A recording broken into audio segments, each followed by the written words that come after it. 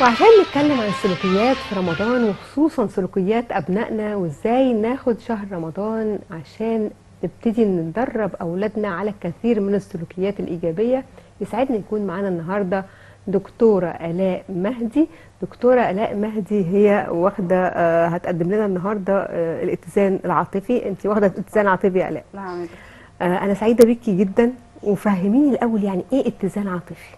اولا بسم الله الرحمن الرحيم، وكل سنه وحضراتكم طيبين، كل رمضان سنة كريم وانتم علينا جميعا. اتزان العاطفي في رمضان عشان نبدا نستقبل رمضان في بيتنا. رمضان ده ضيف كريم علينا كلنا طبعا، كل سنة وعزيز وانت طيب. جدا جدا جدا، وحضراتكم كلكم طيبين يا رب. مهم قوي افهم يعني ايه رمضان، وده بياخدني حته كده من وانا صغيره. رمضان بالنسبه لي الزينه، في البيت، في تجميعه، في زيارات، في عزومات، بس انا مبقاش فاهمه انا بجوع ليه، انا بصبر ليه على الجوع. زمان كنا بنروح لاهلنا، حتى الاطفال بيجوا كتير قوي لاهلنا. والعطش كمان، لان يعني والعطش لما يكون بالظبط. كمان يعني يمكن احنا دلوقتي في الشتاء في مش الشتاء حاسين قوي بموضوع العطش، لكن لما بيجي في الصيف كمان كنا بنعطش جدا. بالظبط. ما بيجي الاطفال تسال، وكلنا بنسال السؤال ده: ماما انا ليه بصوم كل ده؟ ماما انا جعانه، انا محتاجه اكل. بتقال لنا عشان تصبر، عشان تاخد بالك من الناس اللي ما عندهاش اكل، عشان تبقى يعني حاسس باللي حواليك. بس يبقى هنا فرصة ان انا اعلم ولادي انهم يبصوا حواليهم، بصوا الناس اللي حواليكم، الناس اللي ما بتلاقيش الاكل عشان تاكل. احنا النهارده بنبقى بنحس باحساسهم. رمضان عشان نحس بغيرنا، نحس باللي مش لاقي الاكل، نحس اللي مش لاقي زي ما بيقول حد يقدم له زي ما احنا بنقدم لاولادنا كده كل الاصناف الجميله اللي موجوده على سفره رمضان. بالظبط. ونبدا بقى تاني، ده احساسك باللي حواليك بالمجتمع، ولكن كمان في شق في رمضان قوي هو فردي جدا. فلازم افهم ابني ان هو هيدخل في مرحله ان هو بيراقب نفسه، مراقبه ذاتيه ليك. عشان كده ربنا كان بيقول ان الصيام ليا وانا اجزي به، لان دي حاجه بينك وبين ربنا. فلازم ابدا افهم ابني بقى: انت هتبدا دلوقتي مش ماما وبابا اللي هياكلوك، لا، انت واخد بالك بعلاقه مع ربنا انك هتصوم عشان خاطر ربنا لغايه فتره معينه. يعني هتتمنع عن حاجات المفروض هي حلال ومباحه او فترات كبيره جدا لغايه فتره معينه. ده بيغذي جوانا كلنا كاطفال او كبار. زي ما قال الشيخ الشعراوي: مش بس انا بمتنع عن الحلال، هو رمضان مش بس ان انت بتمتنع عن الحاجات الحلال، لا، انت بتعلم نفسك بقيه السنه كلها انك تمتنع عن الحرام. بالظبط. فببدا ازرع في ابني: لا، مش كل حاجه مباحه، مش كل حاجه موجوده. ببدا اطلع جواه ضبط النفس والاراده. جميل قوي. يعني انت النهارده قلتي حاجه رائعه يا دكتور الاء.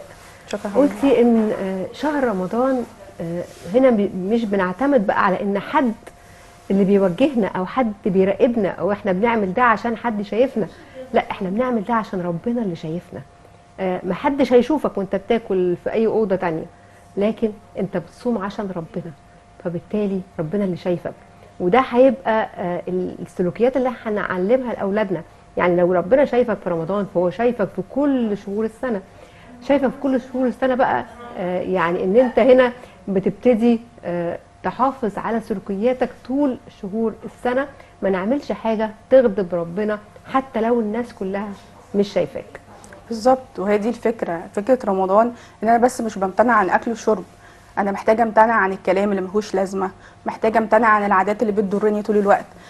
اللي رمضان بيكسر العاده اللي هي الاوتو بايلوت شغال بيها. الاوتو بايلوت دي اكتر حاجه بتضرنا، اللي هو انا يعني بصحى ايه بقى؟ الصبح واحده واحده. حلو، لا بصحى يعني الصبح الاوتو بايلوت اللي هي الحاجه اللي انا متعود عليها بعملها بدون بالظبط تفكير، بالظبط. اللي هي بقى العادات والتقاليد اللي انا البرنامج اللي شغال في الخلفيه، صح. بقوم لوحدي كده الصبح، ادخل اغسل وشي، اصلي حتى لو انا مش عارف انا بقول ايه في ساعات في الصلاه، مستني القهوه بتاعتي، لازم ابدا القهوه بتاعتي، كده. لازم ابدا الفطار. انا ما ابداش شغل غير لازم افطر في الاول. فتصحى في رمضان مفيش كل طب ده. ما انا مش هفطر، مش هشرب بالظبط. قهوه. مفيش قهوه، مفيش الاعتماديه بتاعت بقى العادات نفسها.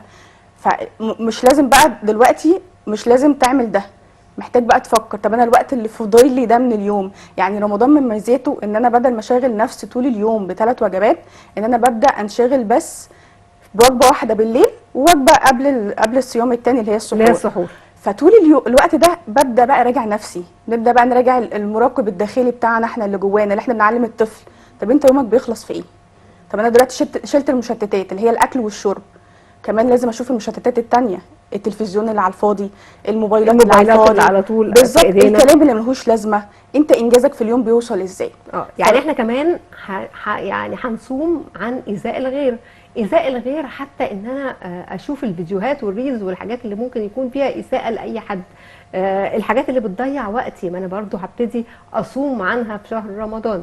الحاجات اللي النميمه دي بتظهر كتيره بالظبط، جدا. فكره النميمه الرغي فيما لا يفيد. احنا برضو محتاجين نسكن شويه. رمضان طاقه خير وبركه. رمضان لما ربنا قال عليه قال ودعاء. بالظبط شهر الذي ينزل فيه القران هدى للناس وبينات من الهدى والفرقان. يعني انت محتاج تستقبل ده جواك، فعشان تستقبل ده جواك ما ينفعش كوبايه تكون مليانه واملى فيها اكتر، محتاجه افضي. فعشان كده ربنا بيدينا مهله وفتره ان احنا نفضي الاكل، نفضي الجسم اللي شغال طول الوقت. زي كده ما تكون في عربيه شغاله، انا عندي 12 شهر في السنه، 11 منهم شغاله طول الوقت، باجي في شهر كده لازم اكرمها واديها صيانه. رمضان بقى ده الصيانه بتاعتنا، بنرجع لربنا فيه. برجع اهدي الجسم، مش طول الوقت اروح كل المشاوير اللي انا انا استقبل اهدي الطاقه اللي شغاله الجسم. يعني شغال الجهاز الهضمي، الجهاز العصبي. الجهاز العصبي من الحاجات اللي بتبقى متوتره جدا طول السنه. اللي ما بيعرفش يسيطر على نفسه بيجي في رمضان بيتعصب اكتر. طيب خلينا نقف عند النقطه دي برضو، عشان دي حاجه مهمه جدا ان انا اربي عليها اولادي في شهر رمضان، يتحكموا في جهازهم العصبي او في عصبيتهم. بالظبط.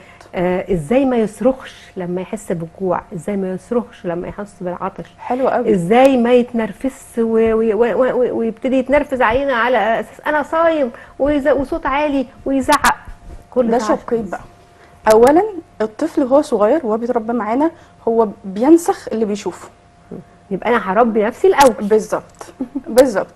طب عشان اربي نفسي وابدا وهو يبدا يشوف ده مني لازم افهم كذا حاجه. رمضان مش بيخلق حاجه جديده، رمضان بيوضح. زي ما كده دخلت اوضه، يعني في مثال شهير قوي ما يقول ان احنا تايهين وفي بنسوق في العربيه ومشغلين كاسيت، اول حاجه ما بنتوه لا اقفل الكاسيت، لازم اقفل الدوشه عشان ابدا اشوف انا فين بروح فين.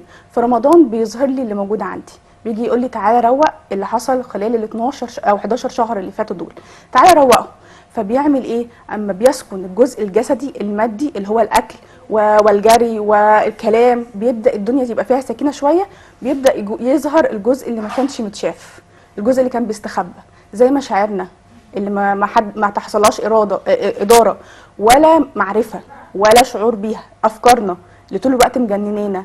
لما يبدا يقل موضوع الاكل شويه يبدا يظهر الحاجات دي، تقول لي تعالى في رمضان اتعامل معايا، تعالى افهمني. فابدا اجي اوضح انا لنفسي انا دلوقتي متضايق وعصبي عشان انا ما خدتش القهوه بتاعتي، عشان انا ما اكلتش الاكل اللي كان نفسي اكل فيها، ولا انا كنت محتاجه احتواء، ولا هو انا جعان فعلا، ولا ده جوع عاطفي. لان احنا الاكل معروف كمان. وقفينا بقى عند النقطه دي عشان نقطه مهمه جدا. يعني ايه جوع عاطفي؟ حلو جدا. وازاي افهم احساسي انا؟ هل فعلا انا جعان او ابني جعان، ولا ده جوع عاطفي؟ محتاجه اعرف من الاشارات، محتاجه انا اعرف الاول بعد كده اعلم ابني الاشارات. الجوع العادي او الجوع اللي هو بيظهر في رمضان بيبدا في الاول في اول 10 ايام، هو الجوع اللي نتيجه قله الاكل، فضعف الطاقه شويه، غياب الحاجات اللي معتمد عليها، فبيبقى فيه انسحاب شويه اعتمادي. القهوه اللي انا كنت باخدها الصبح ده بيظهر لي شويه في خمول في صداع. ولكن لما اوصل لمرحله من الغضب ومن الاستثاره على اي شيء بسيط، ده معناه لازم اسال نفسي هنا هو انا جعان بس، ولا انا انا محتاج ده جوع عاطفي، في حاجه جوايا مش مفهومه، هيبدا الجهاز العصبي مش يبان قوي اكتر. لان الجوع العادي هو بس الجهاز الهضمي هو اللي حاسس ان فيش جوع، ان قصدي في جوع، او ان المخ شويه السكر فيه قليل شويه ما وصلوش، بس ما يبدا يبقى فيه استثاره للجهاز العصبي طول الوقت ومبالغه في رده الفعل. دي بيبدا يبان لي ان البني ادم دوت مش جعان بس كجوع اكل، لا ده في جوع عاطفي، في مشاعر كان بيخبيها طول الوقت. احنا متعودين الطفل لما بيعيط بنروح ناكله، ففي مشاعر طول الوقت قعد 11 شهر بيسكتها بالاكل. بالظبط بيسكتها بالاكل، محتاج يفهمها. طب اول ما ابدا افهمها بقى، يعني هنا الصيام هيوريني ابني الحقيقي. بالظبط. هو ايه؟ هو فعلا بيجوع للاكل ولا بيجوع عاطفيا؟ هو محتاجني انا في حياته. الصيام بيكشف وجهنا الحقيقي في كل حاجه. الصيام بيشيل المشتتات وبيشيل الدوشه اللي حوالينا، ويبدا يقول هو انت حياتك ال 11 شهر ده كنت بتعمل فيهم ايه؟ يومك ماشي ازاي؟ فباجي في الطفل اجي ابدا اعلمه، حبيبي انت جعان ليه؟ قول لي ليه؟ اصل انا ما اكلتش من الصبح. تمام، حاسس بايه؟ يبدا يقول لي مشاعره. طب شعورك ده، هو انا لو حضنتك هتبقى كويس؟ طب لو انت دخلت نمت وريحت شويه هيبقى كويس؟ طب لو احنا شلنا اللعبه ديت وقعدت هادي كده وتتنفس هتبقى احسن؟ فابدا افهمه ان اولا لازم تدرك انت حاسس بايه ويعرف يعبر عنه. التعبير بيحل حاجات كتيره جدا جدا جدا، ودي المساحه اللي بيديها لنا رمضان على فكره. رمضان بيدينا مساحه ما بين الفعل ورد الفعل. اهدى بلاش شويه. ناخد وقت رمضان كله في المطبخ، خلينا نقرب لبعض، نقرب لأولادنا في رمضان، نقرب لأهل بيتي في رمضان، نتكلم. رمضان فرصة رائعة ان احنا نلاقي وقت نتكلم فيه مع بعض، نتكلم مع أولادنا ونكشف مشاعرهم الحقيقية، نتكلم مع الزوج ونكشف مشاعره الحقيقية، نبتدي نتكلم على كل حاجة بتضايقنا وحاجة كانت بتسيبنا في الفترات اللي فاتت. فشهر رمضان خليه الشهر اللي احنا بنسامح فيه وبنرمي كل همومنا ونتكلم فيها بمنتهى حلو قوي. السلاسة. حضرتك قلتي بنسامح فيه. حتى واحنا بنتكلم، احنا بنتكلم هدفنا زرع قيمه بينا اصلا في البيت. انا حاسس بماما وهي واقفه في المطبخ ولا لا؟ حاسس ببابا اللي جاي من الشغل ولا لا؟ طب ابني اللي عاوز يذاكر؟ طب البيت هادي ولا مش هادي؟ التنظيمات، العزومات كتيره زياده عن اللزوم ولا العزومات في مكانها؟ بنزور الناس اللي احنا عاوزينهم؟ الصلاه، ابدا اشوف الصلاه، الصيام، انت مبادئك زي ما احنا قلنا كده. رمضان بيطلع المراقب الداخلي. انت بتتقي الله فعلا في كل حاجه في كل حياتك؟ طب انت مقدر؟ يعني رمضان في الدين عندنا بيتقسم ثلاث مراحل: الرحمه والمغفره والعتق من النار. انت بترحم اللي حواليك، بترحم نفسك. طيب يعني انت طول الوقت بتقعد مثلا على الموبايل 7 ساعات ولا 8 ساعات، في رحمه لنفسك، في تقدير لنفسك، في مغفره لذنوبك، في مغفره لذنوب اللي حواليك. فتبدا يكون في قيم. انا ببني قيم. عشان كده الصحابه كانوا بيقولوا احنا بنعيش برمضان 6 شهور وبنقدر نرتب له 6 شهور تانية، لان رمضان هو حاله من اعاده الهيكله. بناء النفس، ده بناء حقيقي. النفس او اعاده بناء النفس بتكون في رمضان. دكتوره الاء مهدي، واحنا بنتكلم النهارده خلينا بقى ناخد جزء من الحاجات اللي انت ذكرتيها. قلتي لي العزومات، قلتي لي الموبايل، قلتي لي التلفزيون، قلتي لي ان احنا بننشغل عن بعض. برضو ست البيت اللي عندها عزومات كتير فطول الوقت قاعده في المطبخ وطول الوقت بترتب للعزومات او الخروجات في رمضان. كل واحد من دول وتأثيره على الأبناء وعلينا في رمضان إيه؟ مهم قوي في الحته دي ابدا احط لاولادي دور في البيت في اثناء رمضان. والله حتى لو هيرتبوا السفره، دور انه لا، انت عارف ان في ميعاد معين قبل رمضان، قبل قصدي الفطار بنص ساعه، مفيش موبايلات، انت هنا موجود، ماما عاوزه حاجه، بابا عاوز حاجه، بنرتب الدنيا، بنشوف اخواتي، بشوف الدنيا فيها ايه، بدعي ربنا. بدعي كده: يا رب خلي لي ماما، يا رب حافظ لي على بابا. يبقى أنا بعلم ولادي هنا التعاون، إن أنا هتعاون في بالظبط. يعني في رمضان يبقى لازم هنتعاون مع بعض شوية، هساعد ماما شوية، والمسؤوليه. وخصوصا لو في بقى يعني ضيوف جايين أو حاجة هبتدي أرتب معاها، أشوف هي محتاجة إيه. غير كده كمان هيبقى عندنا بعد كده ازاي هيتعامل مع الضيوف اللي جايين دول، اول ما يجي هيستقبلهم ازاي، بالظبط. هيبتدي يلعبهم معاه ازاي لو معاهم اطفال، او هيتعامل مع الاطفال التانيين ازاي في الوقت ده في رمضان. وايه اهميه صله الرحم في رمضان؟ يعني ايه انا بزور خالي او خالتي او عمي او عمتي؟ يعني ايه هم موجودين في حياتي؟ يعني ايه ان هو ده جزء من او من لازم نعم. العائلات بتتجمع في رمضان. بالظبط. مين هم دول وليه بيتجمعوا؟ ليه في رمضان هو اللي بيجمع كل وليه الناس والناس متصل اللي انا بيهم؟ بحبه؟ وليه ليه لازم اكون متصل بيهم؟ وليه اصلا اتصالي بيهم نعمه زي ما الاكل ده نعمه؟ يعني انا اتحرمت شويه من الاكل لمده بعض ساعات، حسيت قد ايه دي مؤثره فيا. يعني فدي نعمه من حسيت النعم. اهميه نعمه الاكل اللي انا بالظبط. برفضه ساعات واقول لا انا ما بحبش ده وما بحبش ده. شفتوا احنا دلوقتي عرفنا قيمه كل حاجه بناكلها او بنشربها في غير شهر رمضان، عشان بعد كده نقدر النعمه دي ونحافظ عليها، ونعرف ان في ناس محتاجين للنعمه دي اللي احنا ساعات ما بنقدرهاش احنا التقدير الناس. بنسيء استغلالها. حاجة مهمة قوي كمان وأهمية اللي بتغرسه فينا في شهر رمضان. كلنا في شهر رمضان بنحافظ على الصلاة والتراويح، وإن احنا ننزل نروح الجامع، وإن احنا نتجمع عشان نروح مثلا الصلاة التراويح أو صلاة بعد كده التهجد كمان في العشرة الأخيرة. أهمية ده بالنسبة لأولادنا وسلوكياتهم. بيزرع فيهم فكره ان انا مش لوحدي، ان انا في مجتمع، المجتمع ده بتشارك معاه في بعض القيم او كثير من القيم، ولازم يعني التزم بيها. انا وانا بصلي ليا اخلاقيات في ان انا احافظ على اللي جنبي اللي بيصلي، اللي ليه برضه حقوق وواجبات عندي. فبيبدا الطفل يبقى حاسس بدوره في المجتمع، مش بس في البيت. انا خرجته من البيت، خرجته للمجتمع، والمجتمع ده كمان مش مجتمع بس، ده ربنا موجود في المجتمع ده. فانت ازاي هتتقي ربنا وهتعبد ربنا؟ من خلال معاملاتك مع الناس دي. وانت بتصلي وتصوم، بالعكس انت هتكون اكتر مثال للناس ديت من خلال انك تكون صلاتك دي بطريقه ملتزمه، بطريقه تحافظ على اللي حواليك، بتربط اللي حواليك، تسال على جارك لو ما جاش يصلي معاك وهو كان بينزل يصلي معاك، تاخد السعي في الخير كمان.